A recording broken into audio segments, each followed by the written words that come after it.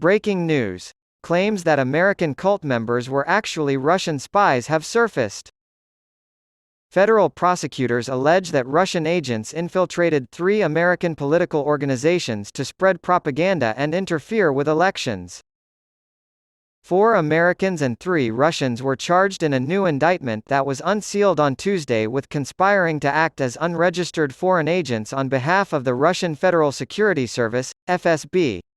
The 4 Americans all identify as Uhuru Movement or African People's Socialist Party members. One of the accused is also the head of the Black Hammer Group, a so-called cult that has been accused of kidnapping, sexual assault, and hiding the body of a teenage girl in their compound. Pro-Russian talking points, such as support for Russia's war in Ukraine, are said to have been laundered by the defendants through ostensibly left-leaning American organizations. This summer, one of the Russian defendants, Alexander Viktorovich Ionov, was indicted on some of the allegations.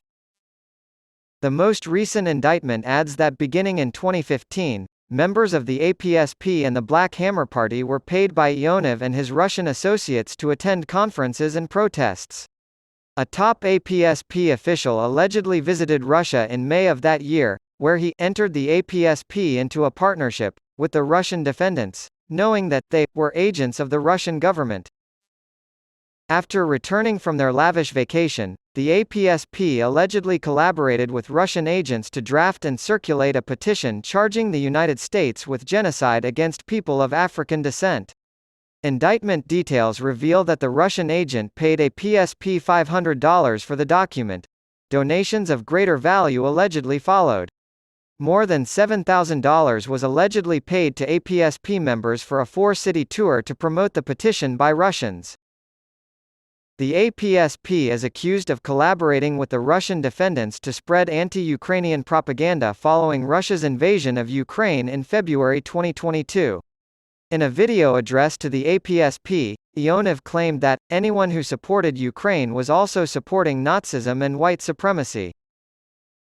Ionov is said to have enlisted the aid of the Black Hammer movement, headed by Augustus Roman Jr., aka Gazi Kodzo, for the election. According to the indictment, Roman left the APSP and founded Black Hammer in or around November 2018. However, while leading the Black Hammer Group, he allegedly accepted orders and funding from his Russian connections. During a protest in March 2022 against Facebook parent company Meta, who were censoring content that called for a Russian invasion of Ukraine, Roman and 3 other Black Hammer members were flown to San Francisco at a cost of $2,883. Roman seems to have boasted to Ionov that he is more effective than his former APSP comrades, writing, "O'Malley could never do what I do LMAO," and claiming that the Black Hammer Party is the vanguard.